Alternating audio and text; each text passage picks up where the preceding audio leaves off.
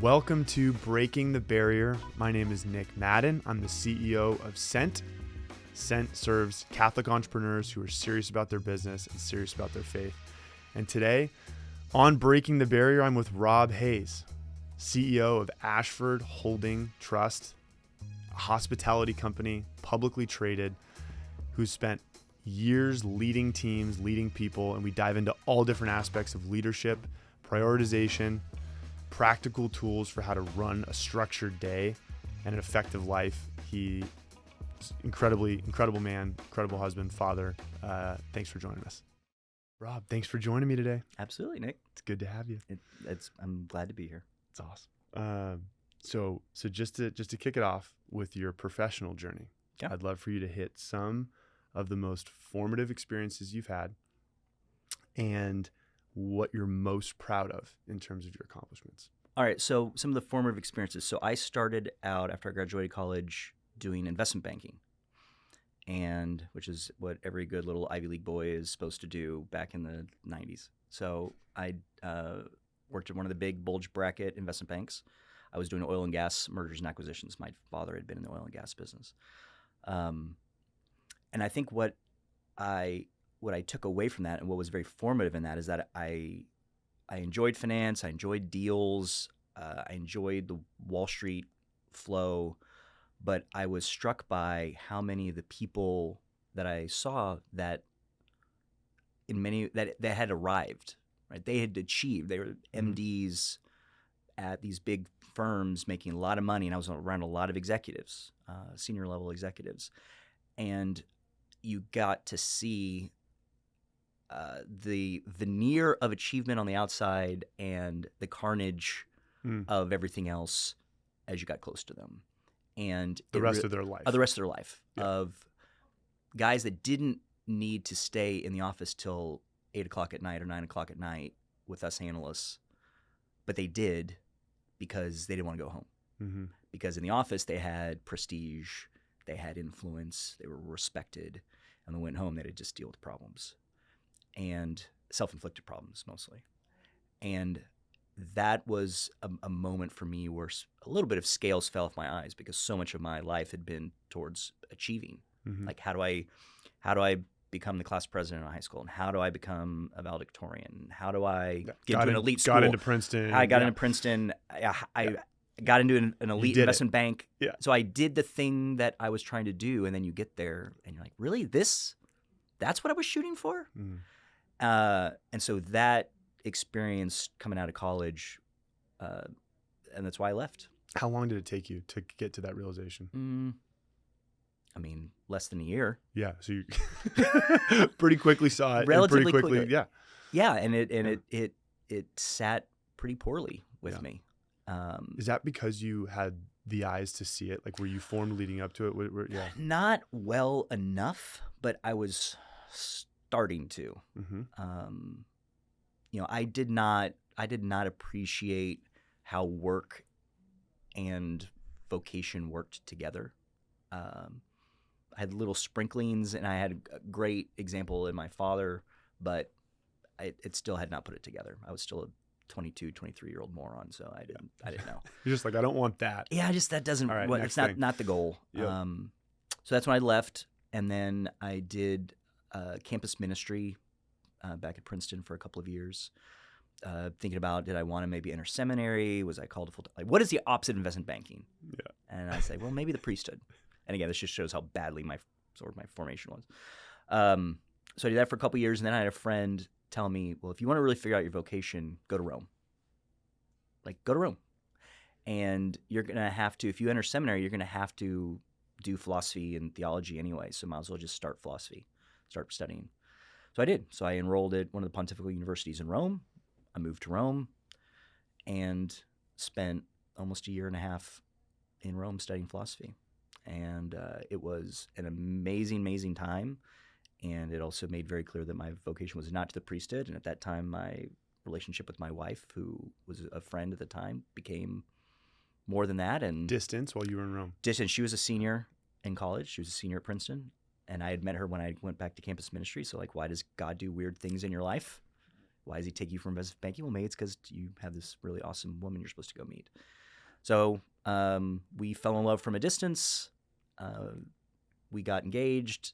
That's pretty awesome. Like old school pen pals. It was, that's yes. pretty sweet. It is, when I proposed to her, I actually have a binder. I had all of our letters, our physical letters, handwritten letters, all bound together, and that's how I propose. And so it's really funny because every once in a while I'll bring it out and make fun of her. Like, look what you wrote about me. That's great. Do you have your kids read that? Yeah, they've seen it. That's cool. That's awesome. And so, but then you realize that philosophy doesn't pay. So when I knew we got engaged, I was like, I've got to go back and get a job. So I went back to the States. She lived in Rome for actually a little bit herself. And then, so I started the journey. And very shortly after I moved back to Rome and we got married, when I moved here to Texas, I got a call from a guy who was the founder of, or I guess the brother of the founder of this Ashford company that I was a part of for 20 years. And he said, my brother just took our family's hotel company public. They'd been in the hotel business for decades. He goes, hey, and he needs a right-hand finance guy. And you did finance, right? You did banking. Why don't you call him up?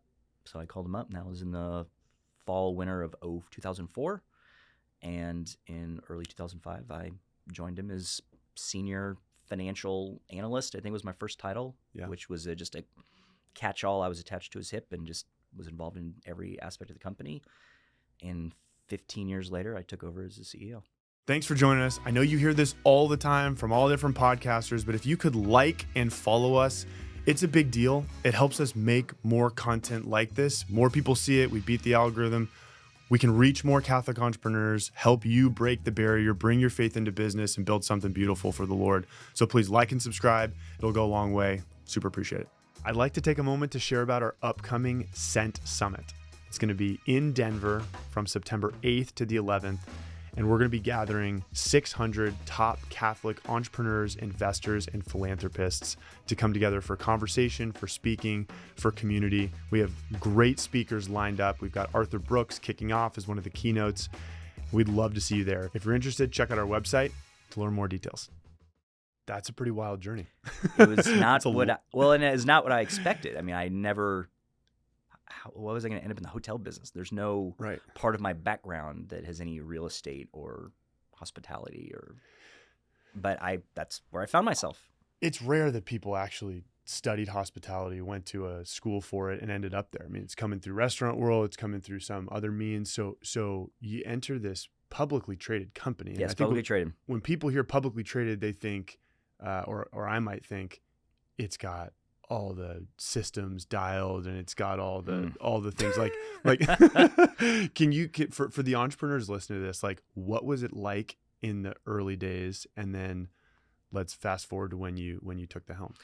Yeah, it's the early days. I mean, you were still small. I mean, it was big-ish compared to small companies, but it was a couple $100 million IPO. So it wasn't like this was a $10 billion IPO company. We were still a relatively small company. And you had just IPO'd a couple years before? Yeah, they had IPO'd about like a year and a half before I joined. Okay. So they had raised a couple $100 million. Yeah. And there were not that many people. We could all still fit in the break room when we were having company meetings together. Okay, that paints the picture. Right. Yeah, and you have to make this money work for you now. And so you're trying to deploy capital and try to make it grow. And so my job, I had everything from, I was doing financial analysis and building Excel spreadsheet models and helping the CEO think through, should we buy this? Should we not buy this? Should we sell this? Should we not sell this? How should we finance it? All the capital market stuff.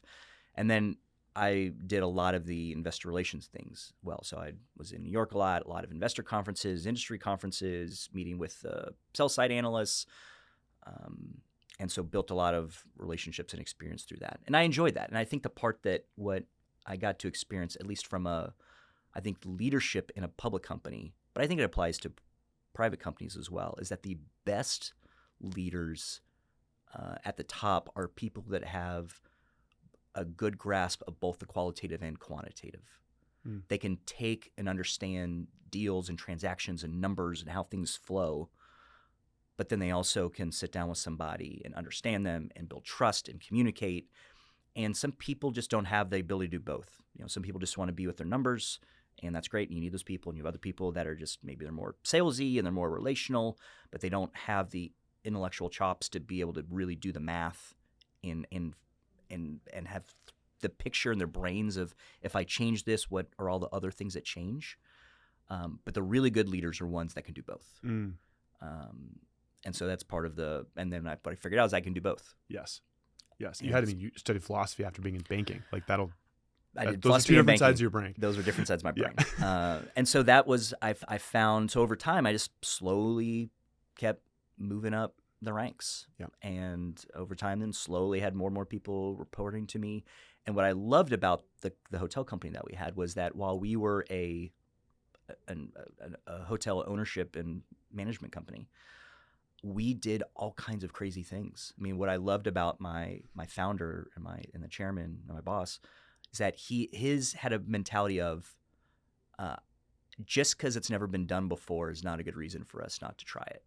Is it well reasoned? Have you really thought through the pros and cons? Have you understand the risks? Can we offset those risks? But if you have a compelling argument on why to do something, why not? Let's give it a run. It's so refreshing to hear that, because I think there's a tendency to get scared and play safe as you get bigger. And you're telling me you kept an entrepreneurial DNA in the company as you grew. Yeah, kept it fun. We did, and it's completely insane. I mean, we and some of the things really worked, and some of them really did not. And maybe not how you would have run it. Maybe not purely, but the culture of what the heck is a very liberating place where, as long as you are executing well, you're doing the right things, you're being thoughtful. Failure is a totally fine option. Mm-hmm. Mm-hmm. And I think that's something that I give that advice a lot to entrepreneurs, young entrepreneurs, that failure is great. It's a great option in that that's how you pivot and that's how you learn. And those are lessons you now don't have to learn again. Mm-hmm.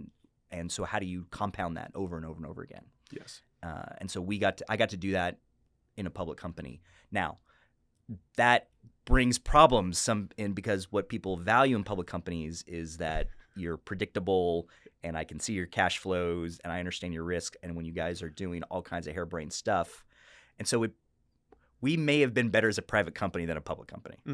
So you took the helm, and is that a culture you tried to keep intentionally? Did you dial it in a little bit? You're a pretty dialed in guy. I'm a little bit of a dialed in guy, but the nature of it would have been interesting to see if I had taken over in a relatively normal time, what that would have looked like. Yes. And I didn't get that chance. I took it over in effectively April of 2020.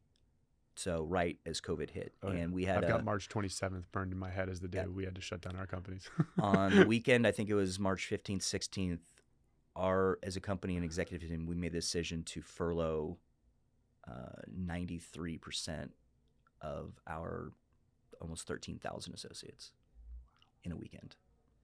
We were running 700-room hotels with 3 people. That was so crazy. So I don't know what I would have done had I been in a. And you took the helm a month after. Yeah. So it hit. So, hey, fix this. And we were a multi-billion-dollar revenue company, and it dropped almost 100% in 2 months. So which is tough. And then in our business, in the real estate world, typically every property has a mortgage. So we had $4.5 billion of mortgage loans across 130 hotels and across 30-something different loans in each one of those we'll have 1 or 2 or 3 different lenders. So there were literally hundreds of lenders that I had to deal with, and we defaulted on every single one of those mortgages. Maybe except one. I think we won. It was a small one we kept current, but effectively defaulted on all of our debt in one weekend. Yeah. And my job, and so the pressure of that, we had a really great guy who was the previous CEO, and I think he maybe had already been thinking about his next steps. He was a little bit older than me, and he just made the decision he just wasn't sure this is what he wanted to do. So he steps aside, and I get a a phone call from my chairman and saying, "Hey, what are you doing?" And I said, "Well, all the stuff we're working on." "Why?" He goes, "Well, the CEO just let me know he's resigning, and I think the board is going to want you to take over. What do you think about it?" And I remember thinking, this is crazy. And so what I did was I said, "Well, let me sleep on it. Let me pray about it and call you in the morning." And he goes, "Great." So I call my father, and my father is a guy who he's, to give you perspective, he's 80, and he's the CEO of a medical device company. Today. And today. Yeah. I was just on the phone with him talking about a deal, the stuff that we're working on. And he's semi-retired 5 times, 6 times, and that lasts a little bit, and then he does another company. So I called him because I knew that in the 80s, he was in the oil and gas business, and oil crashed, and they basically lost their company. And so he'd been through some pretty rough times. And so I called my dad, and I said, "Dad, I just got this call. Here's the situation." And he already knew that our revenues that everything was falling apart. And I said, "So what do you think? What should I do? I'm thinking about just going and doing something else. I'm a smart guy. I can go find another job." And he first said, "You have no idea how envious I am of you." And I said, "Dad, I don't think you're listening to me. Didn't I tell you about we fired everybody. We're getting sued. We defaulted all of our loans. And at that time we were getting a bunch of bad press because we were a public company that took PPP loans. Yeah. And because of the political persuasions of my chairman, we were getting lit up in the media too. So we were all over the news. And I was like, "Dad, this is a big mess." And he goes, "No, I'm so envious of you." I said, "Dad, you don't understand." And he said 2 things. He said, one, he said, "You can't learn this in a book." He's like, "You can't learn what you're about to go through in a book. You can only learn this by doing it." And he said, secondly, "Every business person needs to stare into the abyss at least once in their career to figure out what they're made of. So welcome to your abyss." And he was totally right. Now, it was really, really hard to run a public hotel company with 0 revenues and 1 billion creditors coming after you. And my task was fundamentally to keep us out of bankruptcy. And we got extraordinarily close. But we made it, and so I ran that through 5 years, and it was a very good workout. And then this, the combination of I need a little bit of a breather. Yeah. You can only be in crisis mode for so long before you just it's too much. Mm-hmm. But the bigger reason was my father was, again, this ongoing entrepreneur, has this company, who's looking to sell it. He's 80, and I just want to make sure, as part of our family and to help him, that process gets done. So it was a good dual path of a chance to work with my dad, which I've never done before, and help him and support him in that process, and then take a little breather from the life of public company CEO amidst COVID. Yes. And it's worth restating that you successfully navigated out of that. The fact that there's a lot of ways to define success. We still existed. Didn't bankrupt the company. We did not hit the objective. Like, what were some, like, go into the strategy maybe a little bit. Like, how did you size up that situation? Like, this was a crash course in heavy strategic thinking. You can't please everyone. You got to say no to a million things. You got to brick by brick. Yeah, a lot of it is what are the things that bring down the whole thing, and therefore what. And it really is, everything is on fire. So what is the thing least on fire? And you have to just push those to the side. And then what are the things that are most on fire? And are the things that are significant enough that if those tip, the thing falls over. Mm-hmm. And so a lot of it is just, and I think we talked a little bit before we started recording, but about the virtue of order. What I realized I had to do was spend time every day structuring both my time and my priorities. Mm. And because I could not do everything. And so all I could do with the time that God has given me is to figure out how to use that time in an effective way. And what I ran into, and I've talked about this maybe in other places, is that, I was dealing with all this with really serious anxiety. I was fighting off panic attacks, things that I've never dealt with before in my life.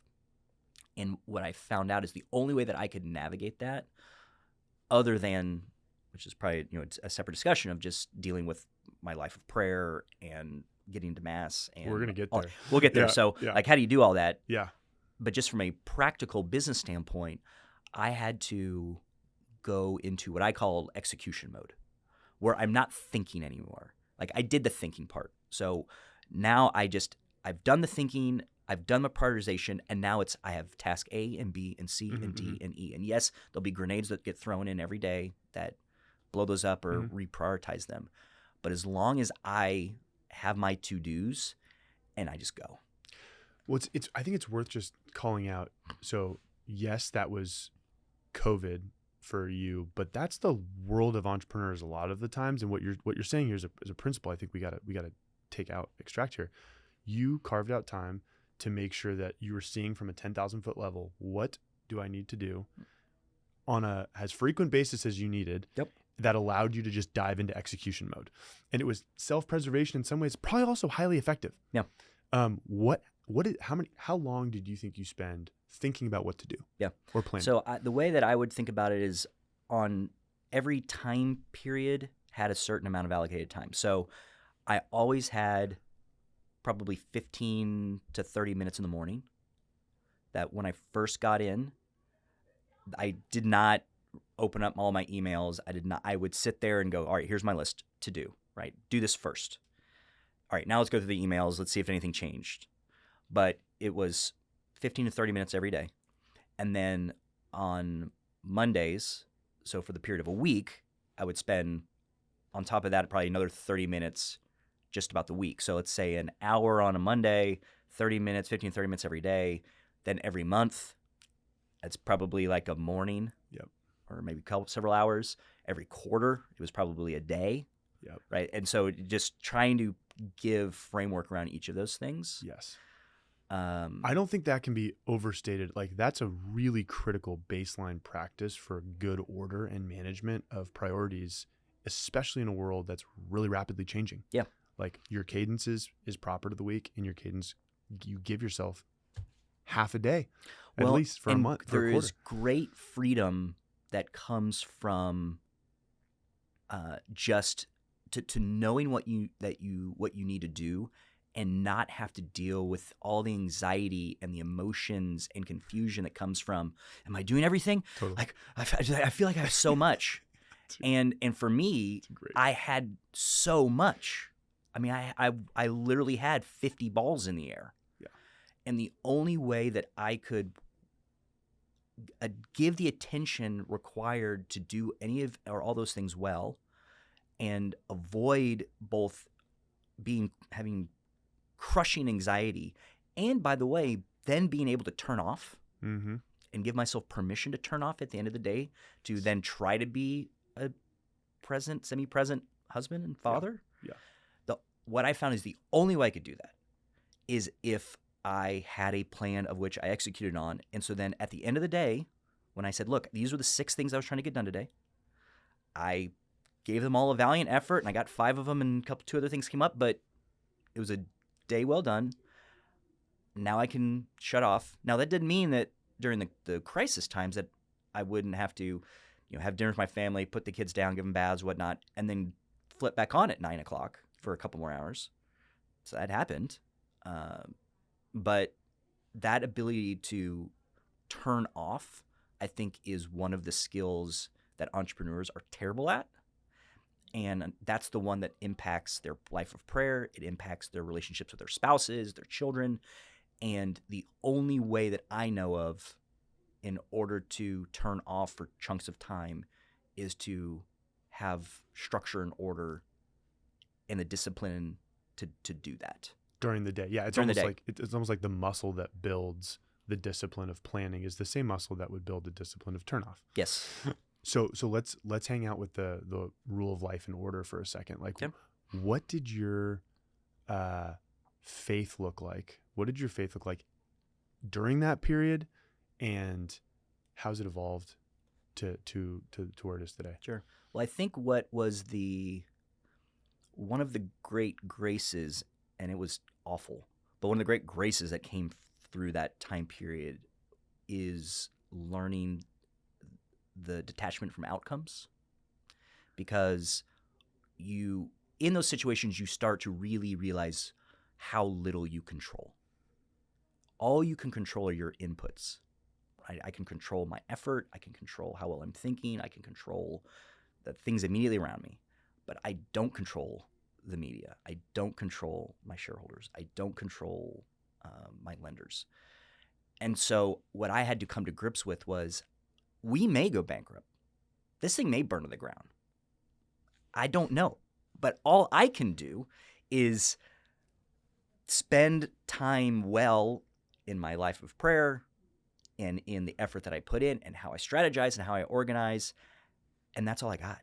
Mm-hmm. And so I had a good friend who gave me a suggestion. He's a Catholic guy that manages money in Fort Worth.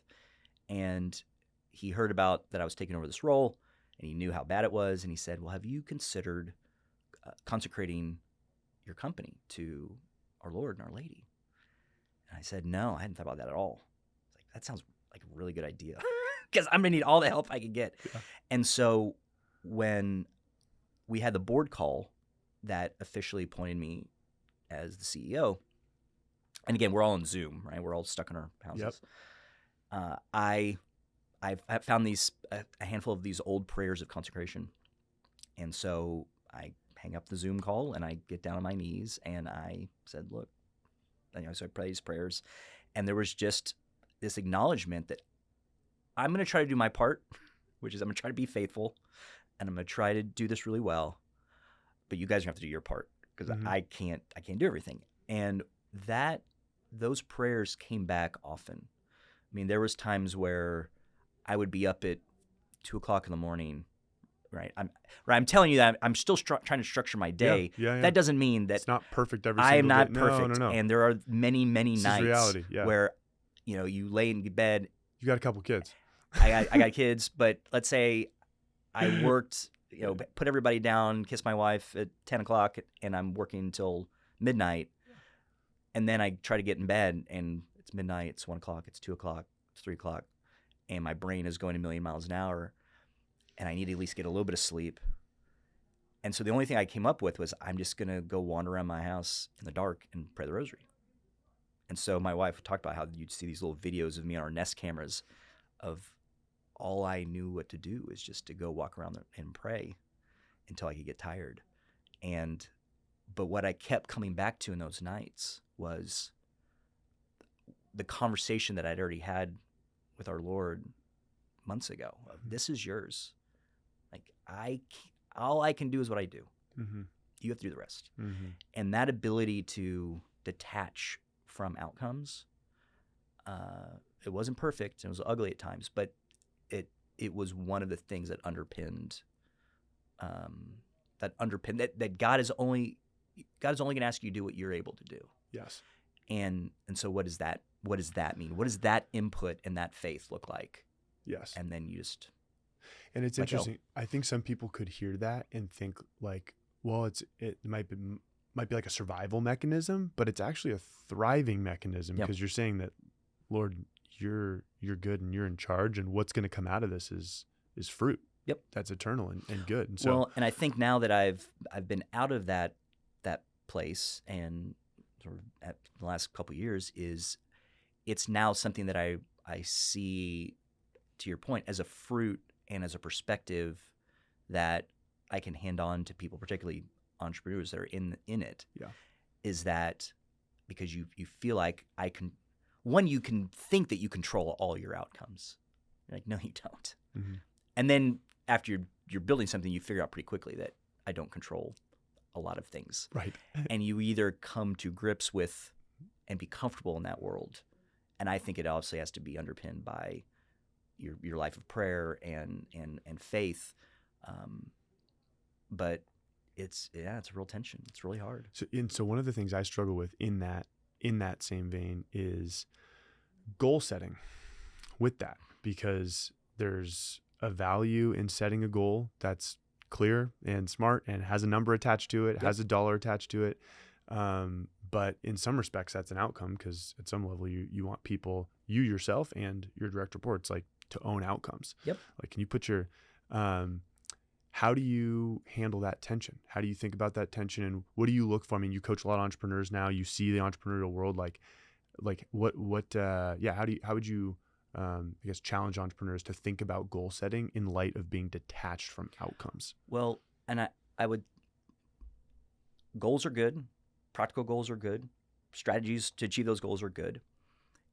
I think some of it comes into where the tension comes is when those goals get absorbed into identity, into how you value people, how you value yourself, that you become, if I don't achieve this goal, what does that mean for me? And even my relationship with God, my relationship with my spouse, my relationship with my people around me, is that do these things stay in the lane of which they're supposed to be, right? Achieving a goal or not achieving a goal should not make it so that you are better or worse as a spouse. Yeah. Right. Yeah. And is it bleeding over to, I'm not hitting my goal, therefore now I'm so frustrated, I'm not getting my time of prayer, I'm not keeping my priorities straight. So there's goals and strategies, and tracking these things are good. You need to have them. It's just, do they bleed over into areas they're not supposed to? In one of our first conversations, you might not remember this, but you shared a quote from Jose Maria Escriva on having a sportsman-like attitude. Yeah. It's kind of what you're describing a bit. It's like there's a sportsman-like attitude specifically around business. Yes. Where there's an element of, this is not an end-all be-all. It's in a way, it's got that gamified nature to, like a sport. You've got rules of the game. You have a place to play, and yet in the same way, our work also forms us. It does. And is the place where our faith is actually played out. And so it's not totally like a great game. No, and there are times and seasons when it's both and neither. Yes, yeah. It's all of the things, and yeah. That's why your prayer life is so important, is to be able to color in one of the times when I'm not taking certain parts enough serious enough, I need to dial it up. One of the times where I'm taking these things too seriously, I need to dial it back. When is this impacting this?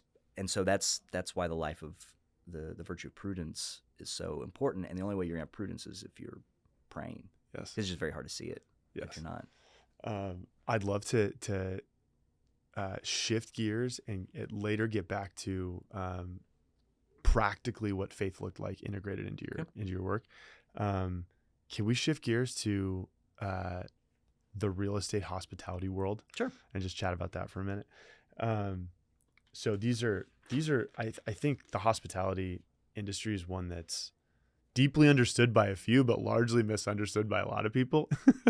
You've got a cyclical and pretty it's tangible, it's physical. You can see it. It's service. It's hospitality. It's one of the oldest gifts of the faith, with Abraham, and we have a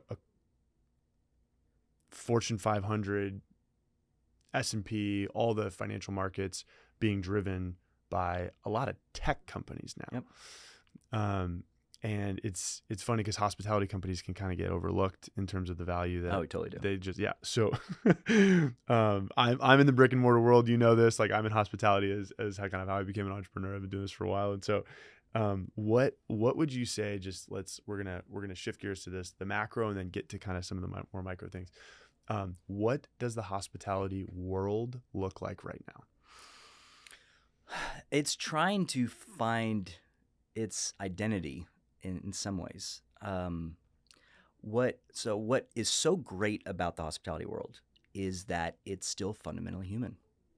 There is something about having people experience moments that change and bend the experience of just a normal day or sometimes their entire lives.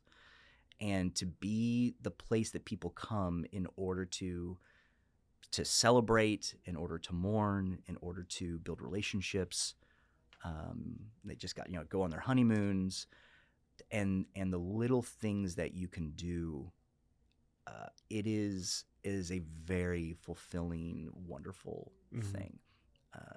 Something I remember we would talk about in training with some of our employees is that the ability that if you're at a hotel and everything is perfect, that's it's a great experience. But if something goes wrong, which it almost does, and you respond to that moment heroically or in a really over-the-top way, that actually they have a higher likelihood of coming back to your property than if everything was perfect. Because there's something about the human experience of this person heard my concerns and responded, and they'll come back forever. That's a beautiful lens. That's just a beautiful lens. That like we're actually made to love the human response to imperfection. Yes. Like how deep is that? You just made it deeper than I was thinking about. Well, it's funny. It's because so let me frame this or ask this. When you hear hospitality, what are all the ranges of things that fit into that industry for you? Well, it's everything and anything. It's everything from, like I said, the travels and the hotels and the restaurants. But what I always distill it down to is moments. Yeah, it's just moments of human interaction. And can you respond to a person in a way with care, with attention, with service? And I think what's unique about really good hospitality is that I think in a world of tech and in a world of social media and distraction, is that there's actually going to be an even greater value put upon quality human attention. And that these parts of tech, these parts of AI, these parts of processing powers, those will be a great tool in order to process information. But at the end of the day, you still want to, talk to a doctor. You still want to talk to a sommelier at a restaurant who can pick up what's going on and what vibe you're trying to create. You're still going to want to have somebody at the hotel property that's telling you about the cool things that are available. We're humans. We're incarnational. Yep. And so that question of what is the incarnational side of, and the truly human side of hospitality and relationships, and what are the things that can be assisted or replaced by technology, it's going to be a very interesting that's a very interesting process that we're going to be going through. Totally. I think about this intently because I run a bunch of brick and mortar escape room, family entertainment, kids concepts across the country. And I think about what's uniquely human in the role descriptions that we have of our people, because when folks see AI, they could see it as a threat that's replacing me, or they could see it as a tool that's taking the non-human aspects out and elevating the human aspects out. Yep. And I'm sure, have you read the book Unreasonable Hospitality? Oh, it's one of my favorite books. Okay. Yeah, the story that I always tell from that. Will Guidara, for those who haven't read it, Unreasonable Hospitality. Yeah. The story that I love in there is the one on, they tell a story about this family that was from Spain that was visiting 11 Madison. And again, it's about a 3 Michelin-starred restaurant in New York. 11 Madison Park, right? Yeah. And who won the top restaurant in the world on hospitality, not food, not for being chefs. I went there one time, and they ended the evening with a chocolate tasting menu where they had 6 different animal milks, and just blew your mind. It was really awesome. Anyway, they tell a story about this family. I think they're coming from Spain, visiting the property, visiting the restaurant, and they have some kids, and I think they lived in this hot part of Spain. And the kids had never seen snow. And it was snowing outside. And so when it came to the dessert part of the menu, what they did was, I think they had some people run over to FAO Schwartz and get some sleds. And they called a car, like a Suburban, and they packed up a basket with hot chocolate and snacks, and they just loaded this family into the back of the car and shipped them off to Central Park to go sledding. And I think they talk about how that family came back to the restaurant every year. But the reality is that they bought, a couple of, $20 pieces of crud plastic things, and incrementally the cost was not that much, but the experience of that moment was priceless. And the thesis of this book is like, what does it look like to be unreasonably hospitable? And it's hard because it's hard to do that. You can do that in small ways, in anywhere, right? And that's really the love that you put into it, and the care and the attention. But there are certain perks that you have if you're on the luxury level. And our group owns, Four Seasons. We own a bunch of Ritz-Carltons, and it is pretty cool some of the things that you can do that are because the financials it fits within the cost structure of your property, and you can do some pretty awesome things. Well, it's interesting. One of the things I think about from that book is the 95-5 principle, where if you're really dialed on 95% of your expenses, you've got 5% that you can actually go above and beyond. And at a Ritz-Carlton, that 5% might be $500 or $1,000. For us in an escape room, it might be $50, but you can still blow someone's mind with $50. Absolutely. For going, the last time you had somebody go above and beyond in a restaurant, or you probably remember that. Absolutely. No, it happened last night. I had date night with my wife and the people that own this really awesome sushi place here in town, and we are somewhat friendly with the owner and the sushi chef, and she was making us a little omakase thing last night, and she knew that we have 7 kids and that we don't always get out to as many date nights as you want. And so next thing we know, we have this like really awesome sake that comes out, because she said, I've given you guys this little special plate over here, and here's this, and I want you to try this sake on the house. And it's these very little things that are really meaningful when you are a customer or a part of that. Yes. I just want to pull one thing out that I have this theory that it's the water in which you swim, so you don't maybe see it as big as an entrepreneur might see it fresh, but you see almost everything as hospitality. Yes.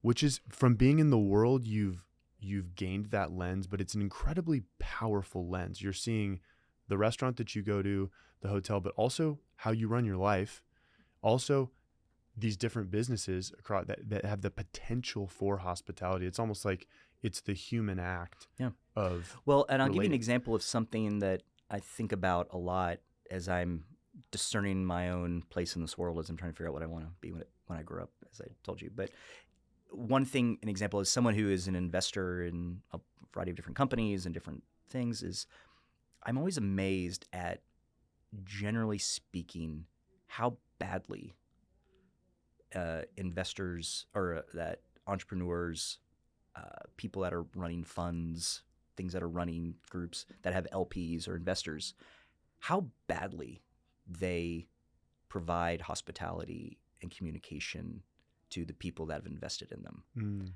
And I think that, and I remember reading Unreasonable Hospitality and thinking, man, if I ever started a fund or if I ever started a new company, what would it look like for my LPs or my investors to feel unreasonable hospitality, and how I communicate with them, and in how I give them opportunities to be a part of this, and taking the little details of, and I'll give you an example. Like one of our hotels that we have, they take notes on what you eat, what you drink, and so there was one of our hotels. It's a Four Seasons hotel in Scottsdale, and we had a group of people that were playing golf. We had some meetings out there, so we were playing golf, and they've got the cart girls going around, and everyone's ordering drinks and whatnot.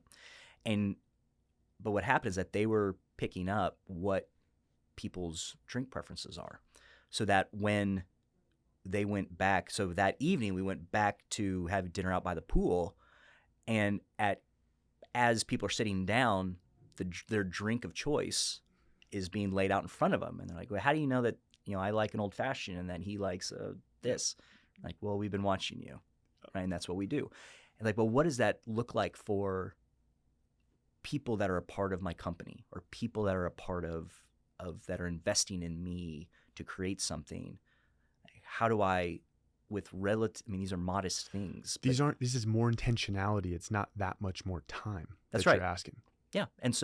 And by the way, what you can do is build a loyalty and a friendship Yes. that goes far beyond the little things.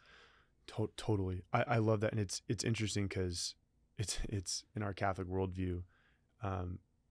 It's just reality. It's just the way that God made things. So on one level, as a business owner, you might be saying, well, this small act, this small system or act of intentionality is going to earn a customer for life. Like it's worth it 100 times over.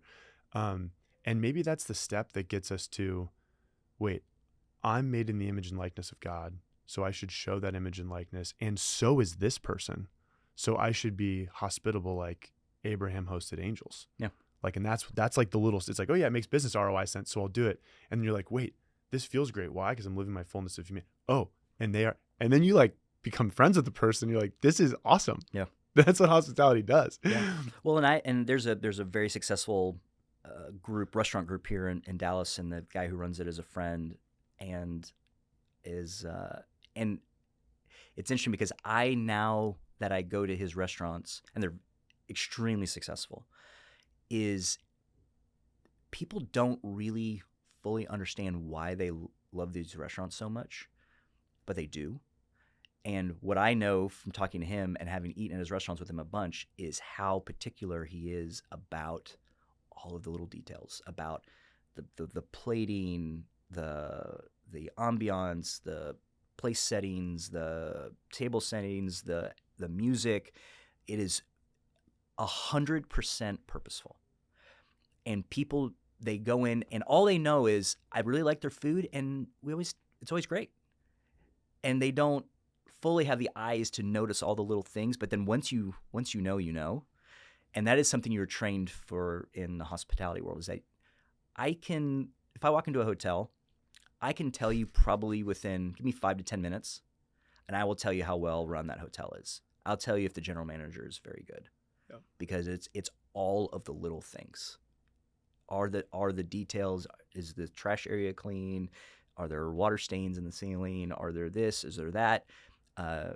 You can tell the genuine happiness of an employee or not. Is this person smiling, but really they're clearly very angry about something? And all of that is almost 100% correlative to the general manager of that property. Mm-hmm. And is it a good general manager? Does he have his team believing that they're creating something special? Are they engaged? Are they happy? And very rarely is it about pay. Yeah.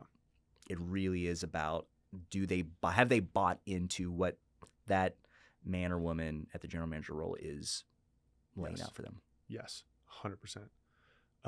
Last question on the kind of more business side, and then we're going to switch to more general leadership, entrepreneurial experience insights. Because it's kind of an overlooked category, you get a lot of investors that are like just looking for the next AI-enabled tech stock. They kind of see their portfolios and what's driving them, and it gets left over. What would you like to say to a lot of the mentors and investors that listen to this podcast through the Sent Network? What would you like to say you've experienced from being in hospitality, or where do you see opportunities, or what would you want them to know about the hospitality world? I mean, it is a tough business in that it tends to be a pretty capital intensive business. And so you've got to be very thoughtful on the ways to deploy capital, because as somebody, every once in a while I have a deal come across my desk and like, oh yeah, we invest in office buildings, we're in a manufacturing company, but we have a great idea for a hotel. Thinking, you are probably toast. Like hotels are something where people think it's real estate, but it's really an operating business that happens to use real estate.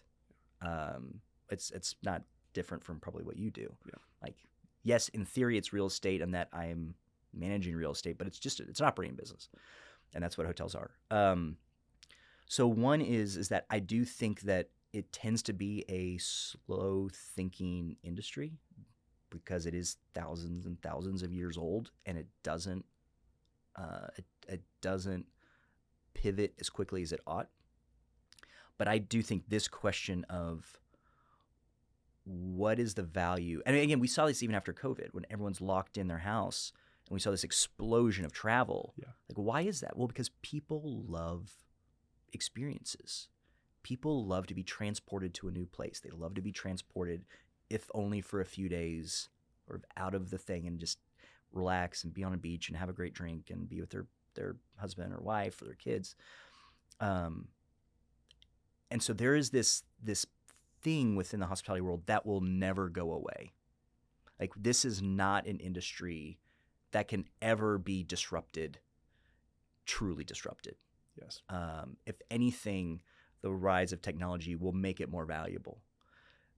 But how that is integrated and how that occurs, I think is a massive amount, because you have people that are doing tech and people doing AI that don't really understand hospitality. So they're just kind of throwing these things like, oh, this will optimize this and they'll do this. Like, that's not actually what people want. Like a very quick example. In hotels, particularly after COVID, there's been a rise, and the brands have the ability to check in on your apps like you do on your plane. Great example. But what we found in the hotel business is that it is so much slower and lower adoption of check-in via app. And even though the technology is there, people don't want it. Well, why is that? Because people still want to go to the front desk and hear about, what's a good restaurant for me to go to around the corner? Can I get an upgrade? Tell me about the shuttle. Tell me about whatever it may be. Yeah. Or even there was a mistake and now this human can fix it and make it even better. Yes. Like, there's no 6-star experience in something that's just done on an app. This is either 100% or miss. Yes, that's exactly right. And so, yeah. And so there's something different, and people don't have that expectation on airplanes. Yep. Right. And so, yes, Yep. you can just be like, yeah, I've got seat 10F and that's my seat. And maybe I can change it to 8F. Yep. Whatever. I don't. But hotels, it is a more human experience. And so it's just this thing where people say, oh, no, we'll just do what, the airlines do, but do it for hotels. And if that was your thesis, you'd be like, yeah, let's just do the math. And you're like, no. It's different. It's hospitality. It's such an important thing to have anyone who's running a business thinking about, what are the elements that I could make more efficient and nobody would notice? And then what are the human elements that I would never want to lose? I was visiting the Chick-fil-A headquarters, getting a lens on their innovation team. It's called Hatch. It's this big building. They do all these different mock-ups and they try all these different innovative things. And they tried a drive-through model. And the drive-through model put like 20% more throughput, which would be amazing. All these Right. Chick-fil-A's are packed 20% more throughput. And they didn't do it because they didn't have a person saying my pleasure. And that's such a delightful moment for people visiting. They canceled it. They left, hundreds of millions of dollars of revenue, like all these franchisees would have been whatever. But for that very point, it's like they chose not to do the app thing for the human thing, because they're like, this is an experience. Like, Southern hospitality is a part of the Chick-fil-A culture. Hospitality is real. People care about it. We're not going to lose it. Yeah, no. Nobody wants to go through the drive-through where they just throw the food at you and clearly hate their lives and everything about you. Right. It's like you just inconvenience them getting your bean burrito. Yeah.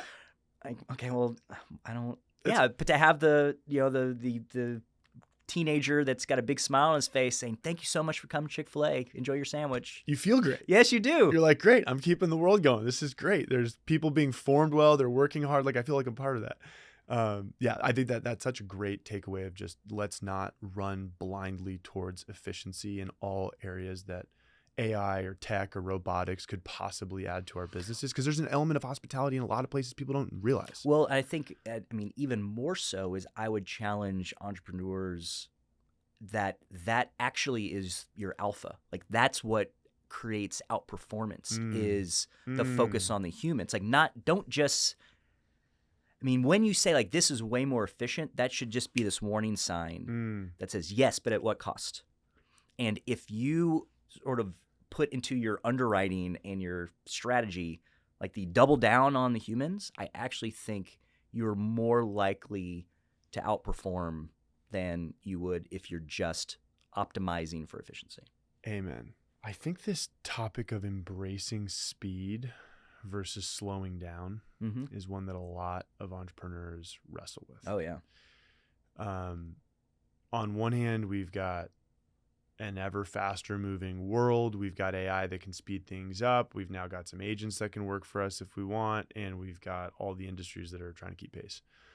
And on the other hand, we're trying to walk with our Lord, not run ahead of him. And there's a pace that actually brings joy and fulfillment in human. How do you walk that line? Where do you think about switching gears? Is that what's your paradigm for speed? So my paradigm for speed, in some ways, it is, I think, the structure is agnostic to speed, meaning that the time that you have both for your life of piety and to the earlier part that we were talking about of that order, and so you're managing your priorities, those are true in every and all speed zones. It does not matter if you are a farmer plowing your field by hand or you're innovating next-gen edge AI with drones or whatever else. That actually doesn't matter. Because in both scenarios, you have to have the time and space in order to put first things first and to prioritize your time. Now, when you then say go, and here's my execution time, like that could look like a million different things. It could be, in some ways, different speeds and different ways of distributing processes, outcomes, accountability, teams, whatever. But if you aren't doing your prayer and you're not doing the prioritization, more speed makes it more likely you crash. Yes. And fail. Okay, so I'm going to double click there. You've got a world of your day, you're moving pretty fast. Yep. And that might bleed into a habit of praying fast. Yep. Right? What does your day actually look like to where you make the right speed for the right things? How do you order your day? Yeah.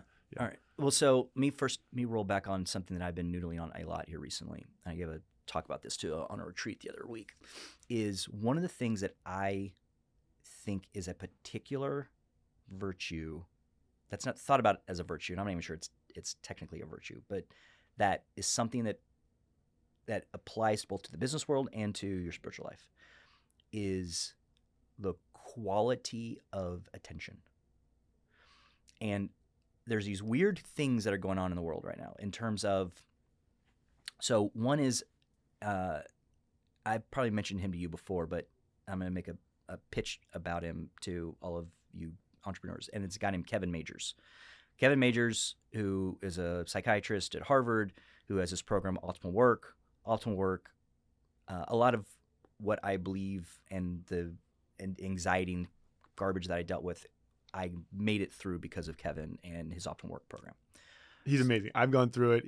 I think there's a chance he'll be at the summit. So okay. I'm really excited. Yeah, so Kevin Majors, Optimal Work, check it out. Well, there was a podcast that he did that I was listening to recently, and he talked about how the attention we give people is actually the quality of the social is the same thing as the quality of the social bond we build. Right? That if you're giving someone bad attention, you're actually eroding the bond that you think you're building, right? And this is true with your spouse, this is true with your kids, it's true with your business partners, your friends, and that there's this tremendous value in the quality of attention that you give. All right, so that's one thing.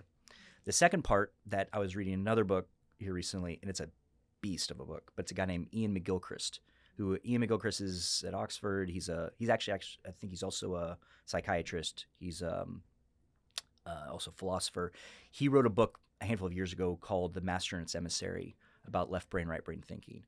And he writes this massive tome now. It's like 2,000 pages called The Matter with Things. What he talks about, his broad thesis is that we've become a left brain thinking society. We really should be a right brain thinking society.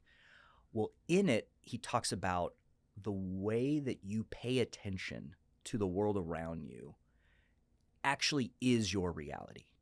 This idea that if you are paying attention to certain things, you see the world completely differently than if you're not paying attention, and that it bends the reality around you. All right, the last one is I was talking to one of my sons recently about quantum physics. And in quantum physics, I don't know if you studied any quantum physics, but in quantum physics, there's this famous double slit experiment where they shoot light through a little slit, and it's supposed to behave a certain way, right? And it can either behave as a photon, like a dot, or it can behave like a wave. Yeah. And depending upon whether or not it's measured, it reacts differently, right? And so it's this, and there's more other things in quantum physics that talk about this, that human attention actually changes the physical universe around us. Like, that is completely mind-blowing. All right, so what does that all have to do with anything?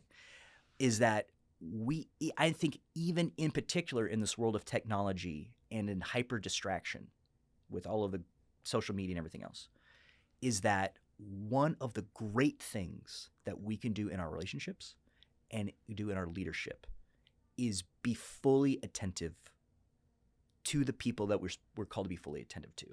And in that, the problem with speed is that if that speed leaks into your prayer life, and let's say that, yes, you're trying to build this habit of praying the rosary every day, but you're just hauling through it. Like, no. Like, you've got to check yourself. And by the way, I'm preaching to myself right now. Yeah. So this is for me to tell myself, is that, am I giving full attention to my prayer and giving full attention to the thing that I'm doing, or to the person I'm talking to across the table? And that what we think of attention in a very diminished sense relative to how God sees it and how he's created and structured this entire universe. That will make you sit and think a little bit about, how am I spending my time? And in some ways, it goes back to the hospitality aspect, is that people feel the difference. Yes. If you're here or you're not here. Yes. Right. It's the same thing. Like, now that I've got little kids, every once in a while, and you may have the experience where one of my kids, if I'm not being fully there, my little kid will be like, grab me by the face and like, Daddy, look at me, like, Daddy. And they can tell. Yeah. Yeah. They know if you're there. I hadn't thought about I love that. And I hadn't thought about it actually degrades the relationship to be in a state where you're giving poor attention. It makes so much sense, but it's like, you kind of think about it in a positive sense. Like, oh, yeah, I give you a little bit of attention. It's like, well, you give me bad attention. Actually, now I don't think you care about me as much. And it's totally, your 3-year-old can feel it. Well, it's like when you're sitting in the, I had dealt with this and I was guilty of this myself. It's like you're sitting in a meeting with your team and you're like, no, I'm listening. And I'm like, no, you're not. Right. You're not listening. Right. I might be telling you the most important thing I'm going to tell you this month, and you're blowing out emails in the middle of our meeting. Yep. Like, no, that attention matters. It is really interesting, because I think about the entrepreneurial toolkit of attention as like a bunch of different gears. And you've got, maybe when you start, you got like 2 gears, and one of them's like kind of fast, and one of them's kind of slow. And as you add in more and more and more, you've got more and more actual gears in your box that you can say, all right, now I can actually I'm working by myself on emails. I can be as fast as I can possibly knock these things out. Right. Like, it's the fastest gear, but in a one-on-one, you've got to be on a slower gear if you're with a lower direct report who just needs some love and attention and just to be listened to about how the company is. Yep. So when you're prioritizing your day, are you really intentional about how much time you're going to give people? Yeah. Well, so what I learned, because they can just, like God's creation, your kids will take unlimited amount. They of will your take time. unlimited time. Yeah. And that's why whenever I was building, and I still do, I build my daily schedule, you have to have some flex time in there. Like, you can't actually operate in 5-minute increments. You just can't. And so, the meeting doesn't end at 1:27 and then at 1:30. Like, we're humans. And so you just have to know that. I needed to hear that. Right. So what I would do is I instructed my assistant and then I do it myself now, is I try to leave 30 minutes in between every meeting. Okay. That would be my rule. I like it. And I said, it's I did twice not. as long as I leave, and I break my rule a lot. I know, but it's great. something where what I found is, particularly when you're leading, like running an organization, like, yes, people can take up your time if you allow them, but As it should be. And you need to be responsive.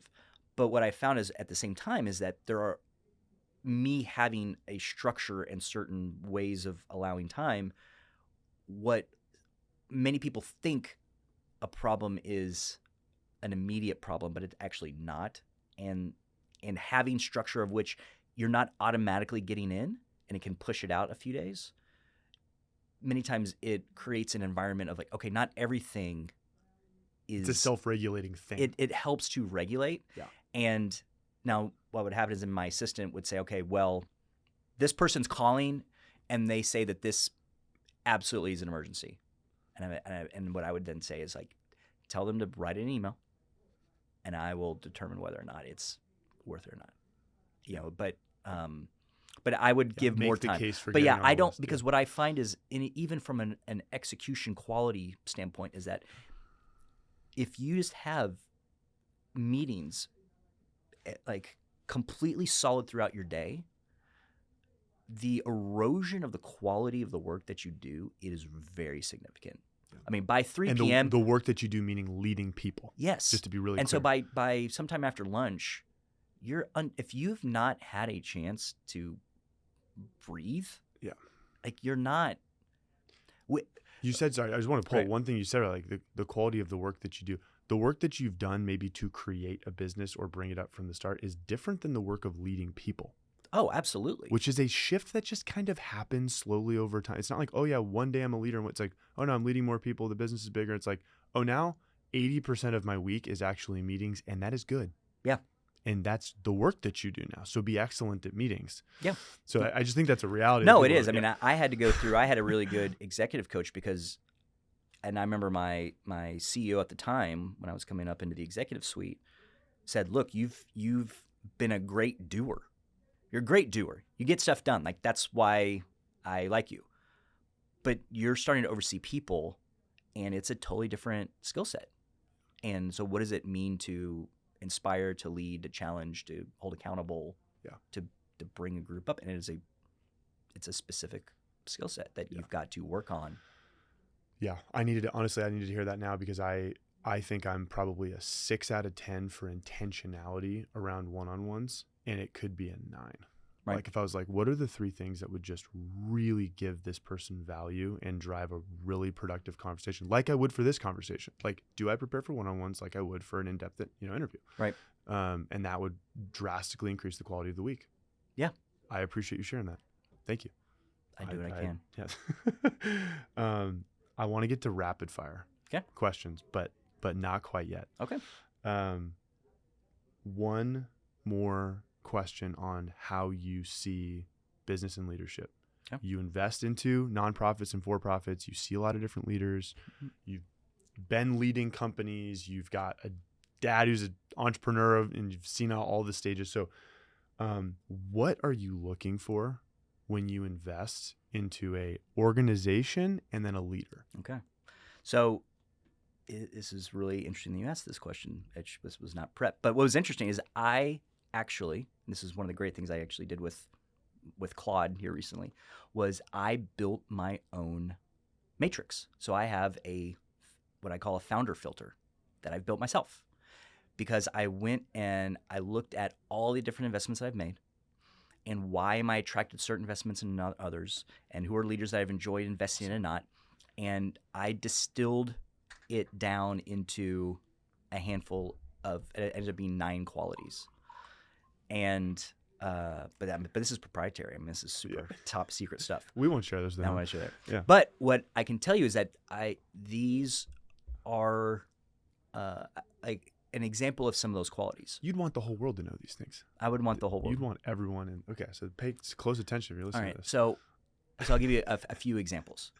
One is the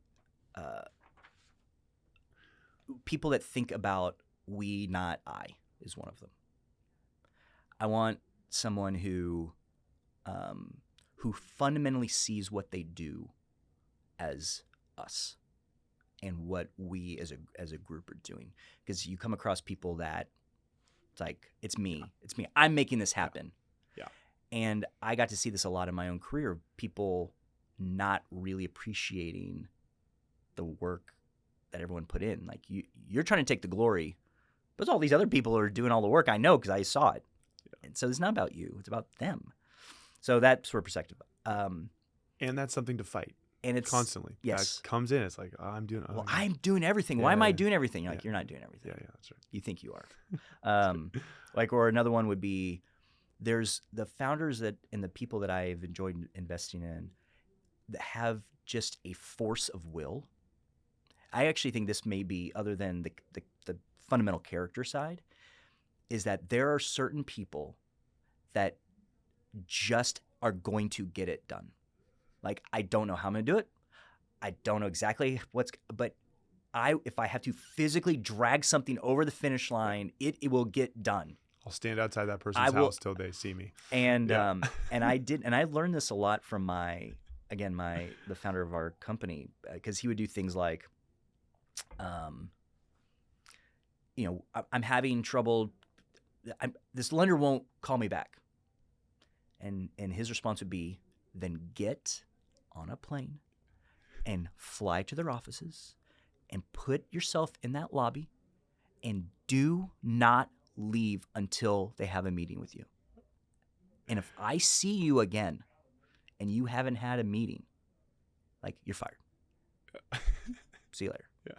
And so, and it drove people crazy, his level of intensity on that. But there's a force of will that just I want to see, because it's just going back to old 80-20 rules. I mean, just anybody can achieve 50 or 60 or 70 or 80% of it. That's the easy part. It's that last 10 or 20% that is so hard. And if you don't have that ability to just grind that out. Yes. And it's not fun and it's not pleasant. And it's against a bureaucracy. Typically, it's like where it hits is with something that's a bit of it. Who do I talk to? How do I get to? Oh, I just got a letter that I couldn't. It's like, no. No. And that was always what I found. This was also the quality that I found the best people that ever worked for me. Like, when I found people that if I gave them something, it just got done. Yeah. And they didn't have to come to me. They didn't have to complain. They just said, yeah, I hit this wall, but I figured it out. I found a way. So you've got this conviction, this force of will, and 7 other mysterious traits that we didn't talk about. Of course, yeah. Very proprietary. Is there any organizational things that are of impact, or is it really about the leader? It's always about the leader. I mean, even the nonprofits that I've been active in, there's 2 that I'm on the board with, that, the 2 groups that I'm on the board of and the chairman of, and those are also obviously I feel strongly about their missions, but it's fundamentally about, I know that leader, I know what that leader's capable of, I believe in him or her, and I want to be there to help them. And if that leadership changed, then I may or may not be on board anymore. Yes. And that's the part that is hard, I think, for people, because I get approached a lot on investments and I get approached a lot for money, and a lot of it is, look, you do great, like the mission that you have, I think it's wonderful, but I am extraordinarily selective in who I hitch my wagon to, because in my mind, I'm attaching myself to that person. Yes. It's interesting because, first of all, thanks for sharing that. I think it's a lens that you people hear, but to hear investors and philanthropists actually walk that walk, it's so much safer. We were just having a conversation the other day. It's safer to bet on an established organization or bet on a concept that is tried. It's like, to not bet on a person might seem safer, but the multiplication that comes from betting on people, it's how Jesus did it. It's like, is Exactly. actually that much greater. He didn't say, "Oh, I believe in the temple." And it's like, no, you 12 disciples right here. Well, and then the other flip side is as well as like, by the way, that's how you have a lot of fun. And that's what the memories are, right? The memories that I have of my 20 years in the hospitality space isn't the strategies that we did or even the money that we made or lost. It was, I remember all of these moments of people that I really respect and I really like and are my friends in the trenches. I mean, the CFO of our company, who I worked with for 20 years, is retiring, and he and I went out to grab an afternoon glass of wine, which is what you can do when you don't have a job anymore. And the stories we told had nothing to do with our returns or the money we made, or it was all of these great funny stories that we had in the trenches together through thick and thin and crazy times and awesome times. That's what you end up remembering. Mm-hmm. And so it's not I think it's both makes strategic sense and it makes the part we were talking about earlier, the hospitality, the human relationship side. That's what you take with you. Yeah. So I love that. I'd like to just hit one last area before rapid fire. Yeah. The name of the podcast is Breaking the Barrier, and I think we live with this. Hey, Sunday silo and Monday reality, where our faith and our work don't talk. But your worldview, obviously a Catholic worldview, that's not the case. They're the same reality. Same thing. So when you're at Ashford and now whatever examples you want to draw from, but I think Ashford would be a good example just because it's got the public company sort of like mystique to it. How did you actually bring your faith into work? Okay, it's a very good question. And let me give you one image, because I use this image in a lot of talks that I give on this. And I actually have a draft of a book that it is by this title that I may at some point in time publish. I have to decide what God wants me to do with this thing. But it's all written right now? It's written. I have a draft. I just have to figure out what God wants me to do with it. But the image that I bring, and so just hang with me for a minute because it's monastic. The image I have is, if you've ever read the book 7 Story Mountain, it's a book by Thomas Merton. In this book, there's a scene where he enters the monastery finally. And it talks about he's driving out. He goes to this random town in Kentucky. A guy picks him up, drives him out to the monastery. And he says he's standing there with his suitcase, and he knocks on the door. And Brother Matthew lets him in. And he says, "I'm here to finally stay." And the scene says that they close the doors behind me, and I enter the 4 walls of my new freedom. And it's this image that I think is a very compelling one for a professional, because Thomas Merton enters the monastery, which by the world's views is everything but freedom, right? It's obedience, it's location mandated. You've lost your freedom. It's like, no, I found my vocation, and my vocation is freedom.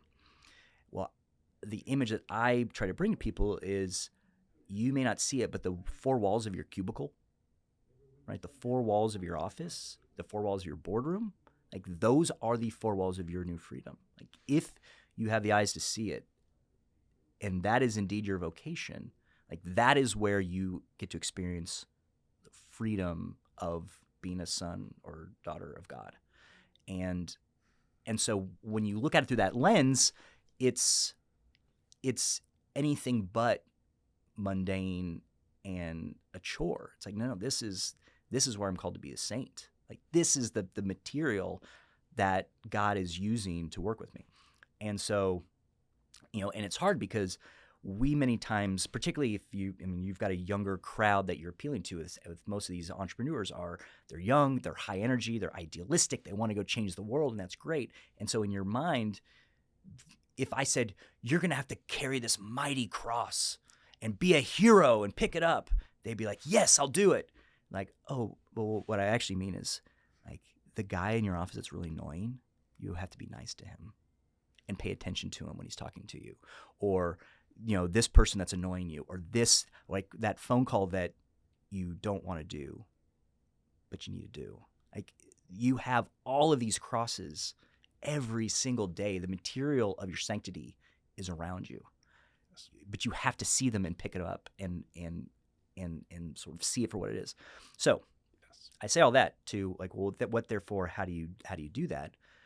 Is you have to give priority to your relationship with God before all things.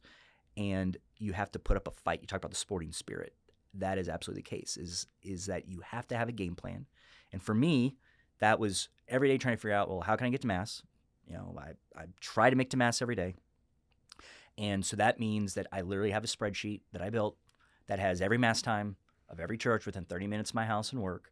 And every day I'm trying to figure out, okay, can I fit it here? Can I fit it here? Can I fit it here? Like, here's what I normally do on Wednesdays. But this thing just came up.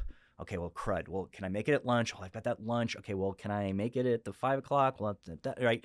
It's that battle. And at the end of the day, some days it doesn't happen. And that's why you do your, examination of conscience at night. Like, God, I tried. I failed. I'm sorry. Let's try again tomorrow. And it's that way for your time of prayer. It's that way for your rosary. It's that way for all of the acts of piety that you can do. Now, what I will say is you also have the temptation of people try to boil the ocean.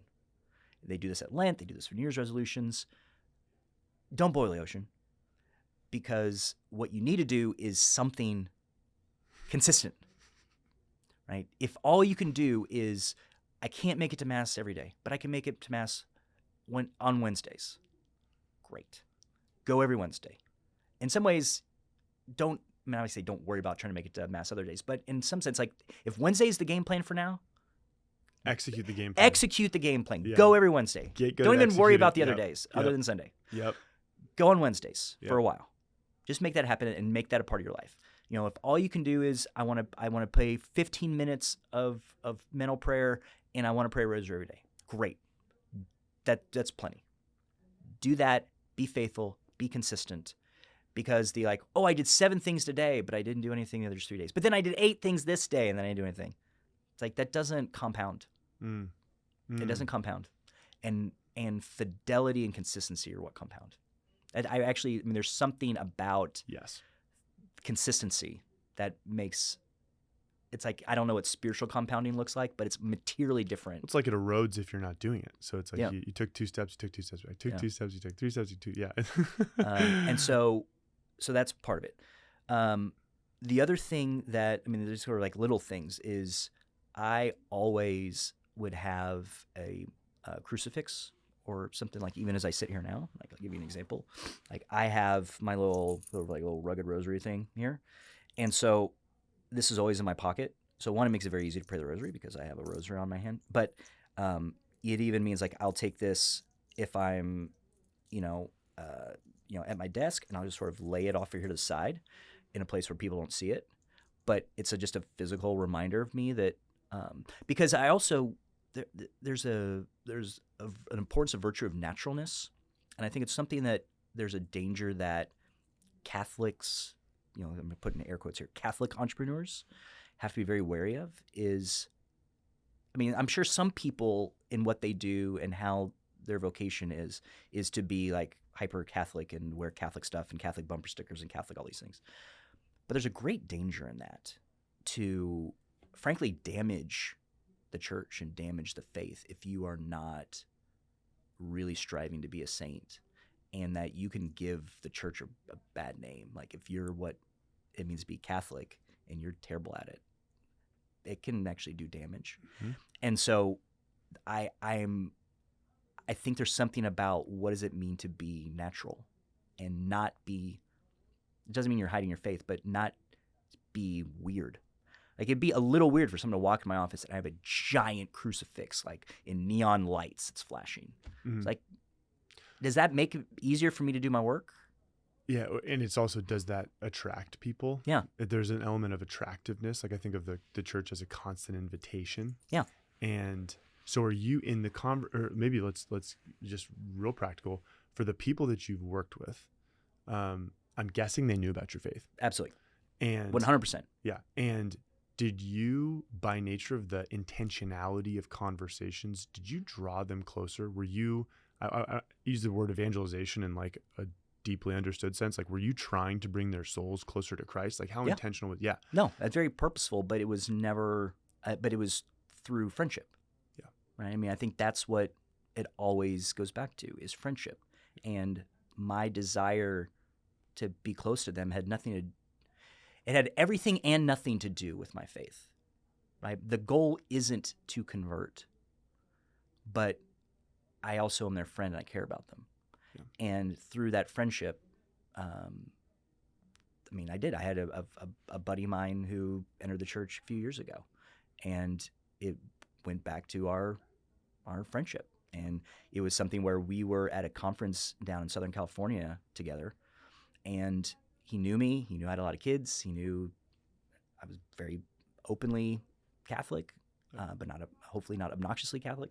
And we're sitting on is in Laguna. No, it was in Monarch Beach. We're in Monarch Beach, California, on the beach. He's like, hey, you want to walk down the beach for a minute? We got a few minutes in between sessions. I was like, yeah, cool. Let's go down there. So we walk down, like in coat and ties, take off our shoes, roll up our pants, walk along the beach, and he just looks at me and goes, hey, can I ask you something personal? I said, sure. I'm like, fire away. He goes, it's about Catholic stuff. And there's this part of me that was thinking, all right, how much time we got? Yeah. I got this meeting. I got this meeting. Is this really the best time to do this? And I just remember sitting. I'm sure I was there. It probably took like 3 seconds, but in my mind, I'm like, this is super not convenient right now. And these are important meetings we're having. And I said, yeah, fire away. Fire away. And he looked at me and goes, so what's the deal with Mary? And I'm sitting going like, oh, this really is not going to get done in 12 minutes. Yeah. And then I asked the Holy Spirit. I was like, is this the moment? I guess it doesn't feel like the moment. And I was like, well, and I just sort of got the sense like, it's okay, just go. And next thing you know, it's 2.5 hours. We blew off all of our afternoon meetings. And we talked about Mary. We talked about why I had a big family. We talked about the theology of the body. We talked about like everything. Yeah. And it was a moment where it was one little piece of bending the direction of his life. And and he and I are close friends. He's an entrepreneur now. I'm an investor in his company, and he entered the church a couple years ago, and he's a great dude. And so you have these moments where he knew that my angle for him was I didn't see him as a potential convert. Yeah. Like, I love that guy. I'd do anything for him. But he's one of my employees. Yep. So that's I just think that's the lens of it's always through friendship. Yes.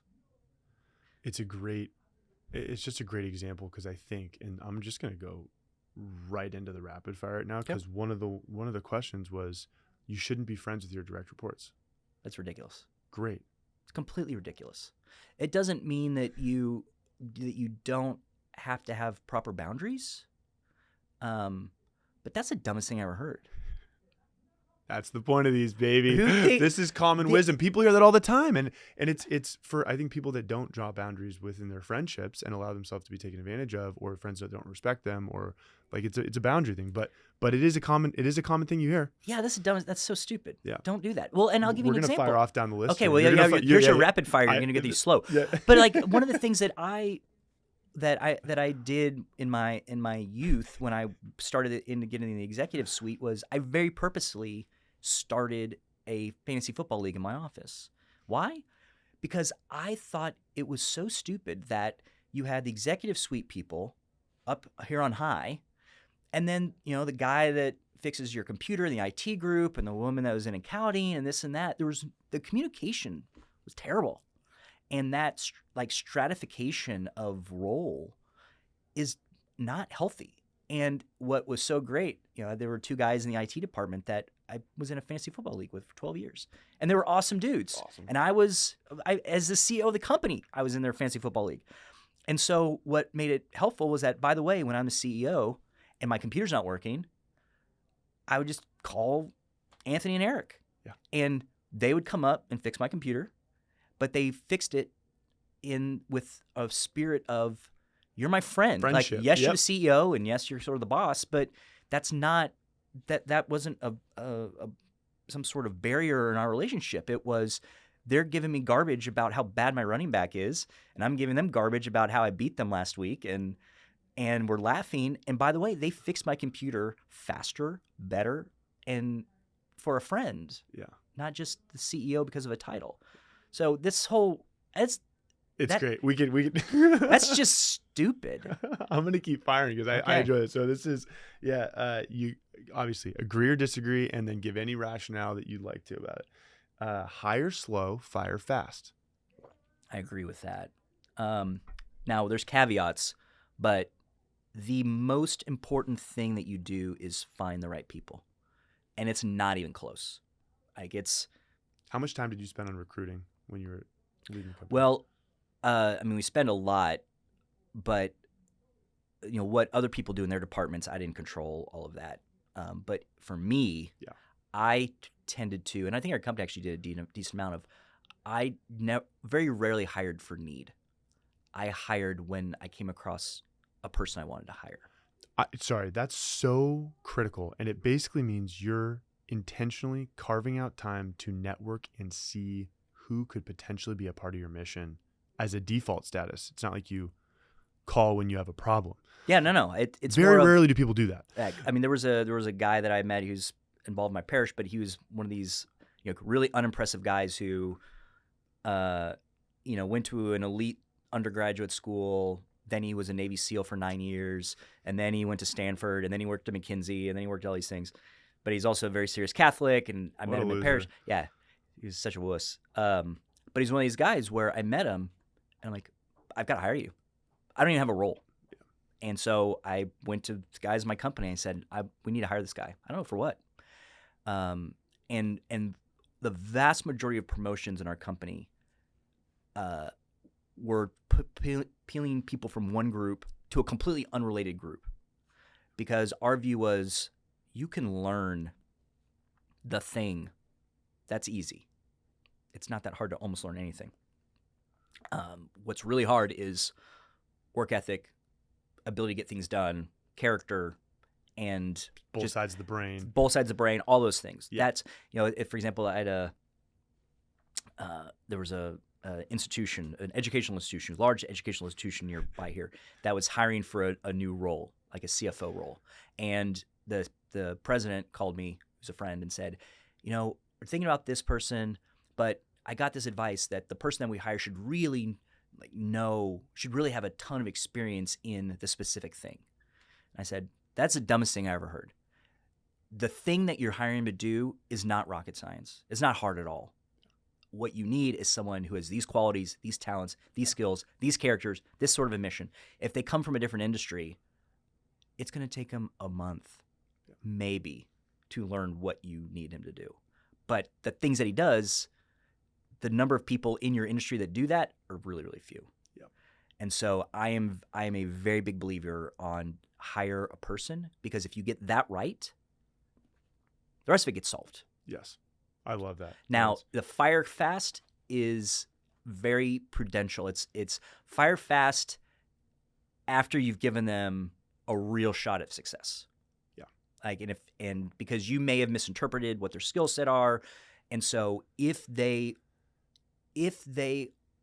are trying and doing the right thing and they've got good qualities and things, I'll try to move them. Give them a fair shot. Be just. Maybe even find an area where their strength is. And find where their strength is and give them a shot. Yeah. But but you've got a certain leash. Now, if they're a bad apple, get them out as fast as you possibly can. Yeah. The CEO should always project confidence. Oh my gosh. And it's even hard because you even have the public company side too that I have to deal with. The answer is, at the end of the day, I think the most important thing is that people, that you're genuine, and that in who you are. It goes back to the idea of unity of life, that there are things that I may need to hold closer to the chest because, one, it's not everybody needs to know everything about everything.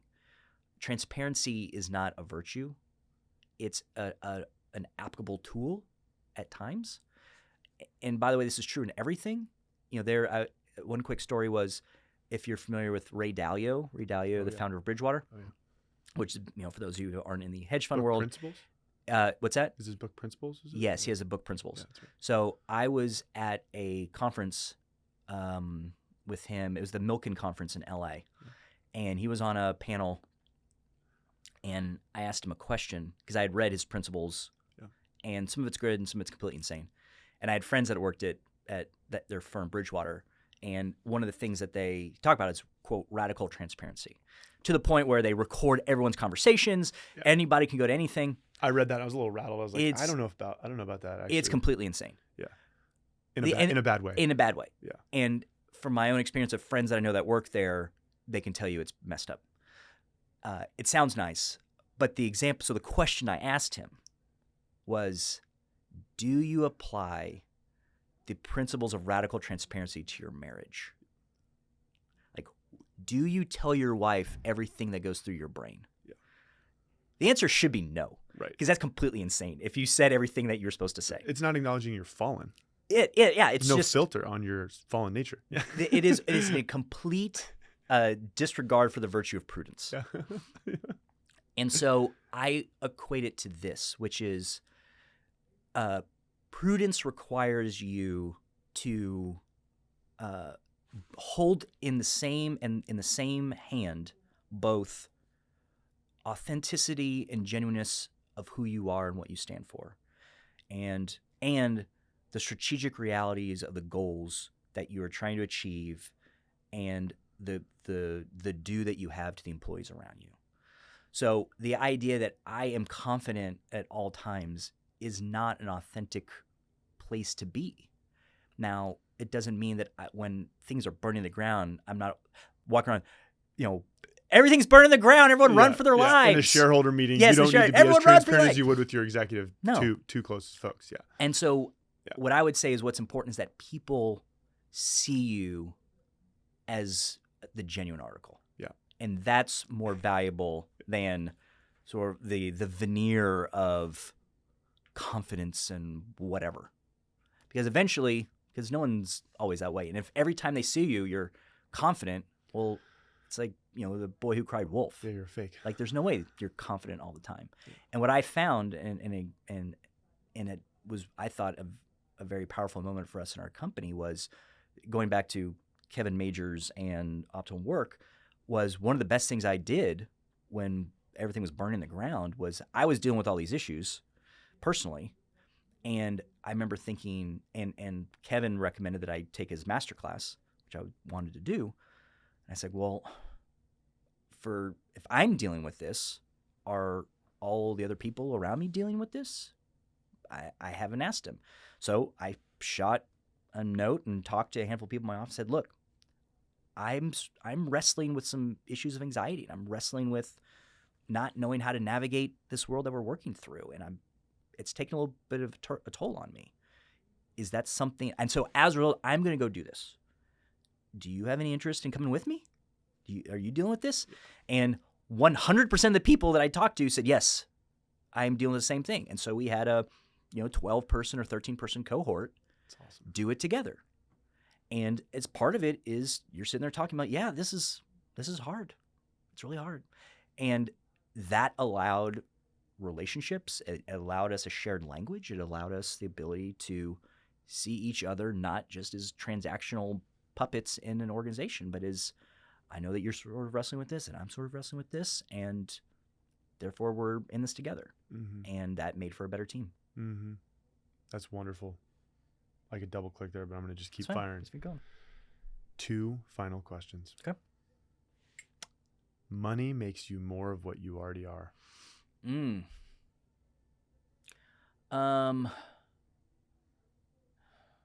Somewhat.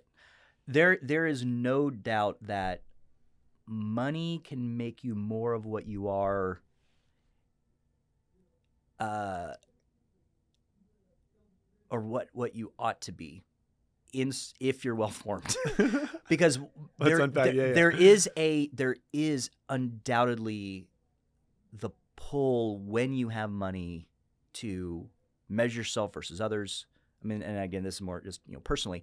If I look at my net worth right now, and I had told myself 20 years ago, this would be your net worth when you get to this, I'm like, oh my gosh, that's great. Like, I must be totally happy. I must be totally, like, I'd be great. I've solved all of my problems. And then you come to this moment, you're like, I got all kinds of problems. And I'm still concerned about X, Y, and Z. And yeah, I have this, but that guy's got that. And it's never enough. It will never be enough. In this sense, the bad sense. Like, if that's where I had my value and that's where I had my worth. Yeah. And what I can tell you is the most miserable humans that I know in my life are super rich, wealthy people in New York City. Yeah. No offense to New York City, Yeah. but it's crazy. So money can, in your best case scenario, as a Catholic, money can help you be more of who you are, but it absolutely can corrupt. Mm-hmm. I mean, Mm-hmm. badly. I think it's deeply true. When I was at what do you think about going into and out of an exit of a company? And one guy was a very senior guy at this law firm. He's like, I've seen so many exits, and the thing is, I can basically tell, by the goodness of the person going in, that it's going to either get amplified, or by the brokenness of the person, whether it's going to get way worse. And he's like, money kind of amplifies. It definitely amplifies. Yeah. But it's a cause to form your, like, I think about this now, like I'm in the builder phase, building businesses. That's how a lot of us entrepreneurs are at Cent. Like, we're leading teams, building businesses. But if there's any sort of, oh yeah, I'll do that virtue later, I'll practice generosity later, I'll practice magnanimity later, we're already cooked. Yeah, you're totally You're already cooked. dead. Yeah. It's like, well, no, it's because now you have to, or never. Well, and I think, as we've had, I've had this conversation before, is that you've got to be building the habits that you need now, and that when the storm comes, it's too late. And so one of the reasons why I think I at least managed to navigate the world that I had to go through with COVID was because I had spent 10 or 15 years in a healthy marriage, building habits, getting formation, so that it was still brutally hard and it was terrible. But I managed to navigate through that. Now, the storm doesn't always have to be bad. The storm could be good, and it's just, I had an exit and I just made $100 million. But if you don't actually have these virtues, still a storm. It's a new storm, which is, you now have a toy you're going to be playing with that you're not ready to play with. Yeah. And it can corrupt you. Yeah. And it can, because when all of a sudden you start seeing that, oh, I can do this and I can do this and I can do this and I can buy this. If you don't have a well-formed detachment from your stuff, it will steal your soul. Yeah. I love some of the guy, I listen to New Polity and the guys over there. Money's a placeholder. Know what it's holding a place for. Mm-hmm. I think about that as like a motivating driver for how I cultivate my own heart of generosity. Is like, okay, I don't have a ton of money right now. And if I did, I should know where that is would be going for the goodness of the common good and the people that I can bless. And just like, it's a placeholder. Well, one thing I'll say is that, like, a small example of one way, and it, I guess, mixes this hospitality and this detachment, is one of the reasons why I host a lot of things in my house. And that I host a variety of things. One reason is that when people come over and they break your glasses and spill wine on your really expensive couch and drive over your sprinkler heads and break them and do all the things that people do, it is a really good reminder that this isn't my stuff. Yeah. And it's like, how do you stay detached? Because, by the way, as I got to experience through COVID, there's another part that was a beautiful lesson in that it can go away like that. Yeah. Right. You think you're in control and you think that you've achieved something. Yes. And it goes away. I had a friend that just passed away last week at 50 from cancer, and had tragedies happen. Things happen, and they're obviously the parable of building your barns and tearing them down and building bigger barns, and then you're like, you fool. Tonight. It's tonight. Yep. And so there's and I think that is a real danger for the entrepreneur, is this idea like, I have this vision of what I'm building, and once I built it and I have this exit, like, then I will have arrived. And you're like, you fool. You need to be doing your work and building it now, like all of the habits and all these things, so that when you say you do achieve that goal and you have this, massive exit, it's only if you have these virtues and this faith built up and this detachment that you're free. Then you'll be then free to do what God wants you to do. And if you don't, you will have just become a slave. Yes. And you will have failed. Yes. So guess what? You got work to do. That's right. Last question on the rapid fire. This is not very rapid fire for rapid I know, fire. but it's good. It's the depth that needs to be unpacked. I think I know how you're going to respond to this one, but it's one that I like too, because I've gotten some wild answers here. Okay. People are our greatest asset. Okay, so I really hate... I love the philosopher side of you. Yeah, no, so I hate the sort of transactional financialization of people. Yep. I just don't like it. The word asset. Yeah, asset sits icky. Yeah, it's the same way of like, I want to leverage my network, or I want to It's almost like we can't find a better word for it. Yeah, there's not a better word like within the company, but it is like our human capital. Like, I don't like human capital either. People are the most important, period. Like, just end of statement. The end of which, other than your own relationship with God, right, is to love God and love others. So that the entire second part of that is love others. So humans are the most important, period. Therefore, what does that mean for your business? Yeah. Like, what does that mean for how you manage your team? What does that mean for how you take care of your customers? So yeah, people are most important, period. I love it. For the folks listening who are in the arena right now, trying to become saintly builders, fighting it out, any words of advice or encouragement you want to leave with? Have a game plan. You can't be figuring out the life of faith on the fly. Like, have a plan. Even, again, going back to the consistency side, have a plan, execute at the same level that you execute on anything else, if not higher. Again, I'm going to expand something real quick. There's a great book that changed my life. It's a very small book, and it's called Time for God. It's by a French priest called Father Jacques Philippe. He's a whole series of books. I've read other things he's written. He's got like Interior Freedom. Yeah. So Time for God, it's a great book. I took a group of guys through it this past year again. That book changed my life because I got it when I was maybe 30 or 31. This great priest who passed away years ago gave it to me. And there's a bunch of great lessons in the book. But one of the lessons in the book is it says it's talking about people making the excuse that I don't have time to pray. And his answer is, it's never a question of time. It is only a question of priorities. And I equate that to everything that is important in your life. It is never – anyone that says to me, I just don't have time. Nope, you're wrong. Yep. Your priorities suck. That's what's wrong. And you are messed up on your priorities.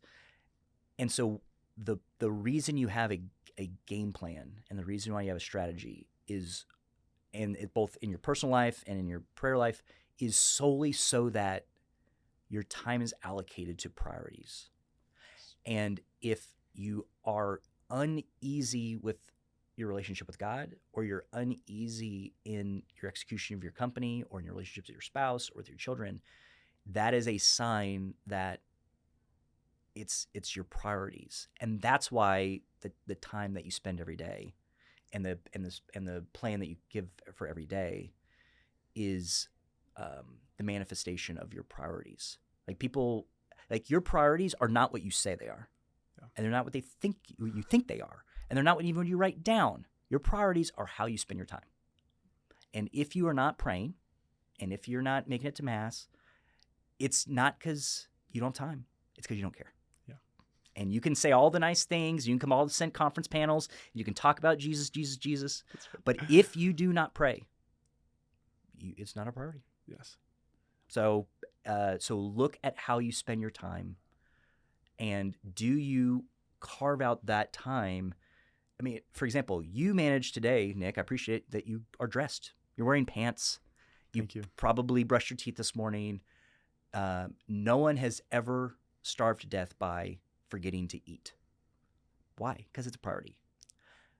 So what would it look like to at least start a plan for my spiritual life that has the same level of dedication and time allocation that I do to getting dressed and brushing my teeth and showing up to work with top pants? priorities. Yeah, things that I have to do. Yes.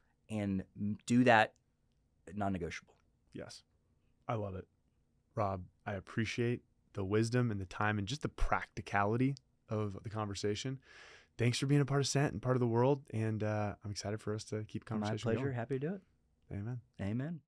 Thank you for joining me today in this conversation with Rob. Hopefully you found that fruitful with wisdom that you can apply directly to your business and your life right away. If you found this valuable, we'd love to create more content like this. If you could like and subscribe and share this with friends and family who you might think would benefit by it, we'd really appreciate that. Thank you so much. Have a blessed day.